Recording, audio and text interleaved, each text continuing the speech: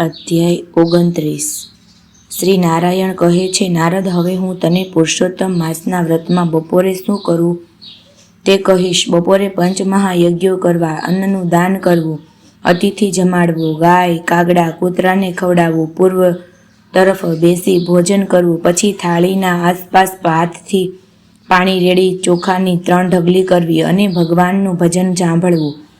જે બ્રાહ્મણ ત્રિકાળ સંધ્યા કરે છે તેનું બ્રહ્મ તેજ વધે છે. જે ગાયત્રી જપ કરે છે તે 14 લોકમાં પૂજાય છે. 10 દિશાઓમાં નમસ્કાર કરવા. શયન કરતી વખતે સસરાને ત્યાં દક્ષિણ તરફ, પ્રવાસમાં પશ્ચિમ તરફ અને સ્વસ્થળે પૂર્વ તરફ ઓશિકું રાખી સૂવું. ઉત્તર તરફથી કદીએ શયન કરવું નહીં. સ્ત્રીએ પરપુરુષ ગમન અને પુરુષે પરસ્ત્રી ગમન કરવું નહીં. માંસ મદિરાથી દૂર રહેવું. આપતીજનો પ્રત્યે સન્ભાવ રાખવો. અધ્યાય સંપૂર્ણ. અધ્યાય 30.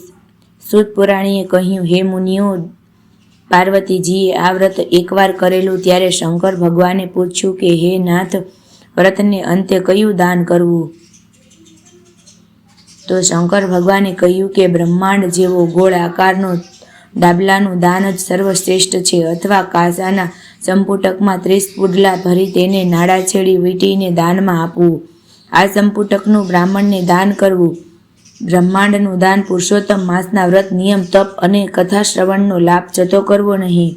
સૂત પુરાણીની આ વાત સાંભળીને શૌનકે કહ્યું, હે મુનિ, આવી સરસ કથા કહેવા બદલ આપનું આયુષ્ય 1000 વર્ષનું થાય. અને ઋષિઓએ તેમની પ્રદક્ષિણા કરી સૂત પુરાણી પણ ગંગા તરફ ચાલ્યા ગયા.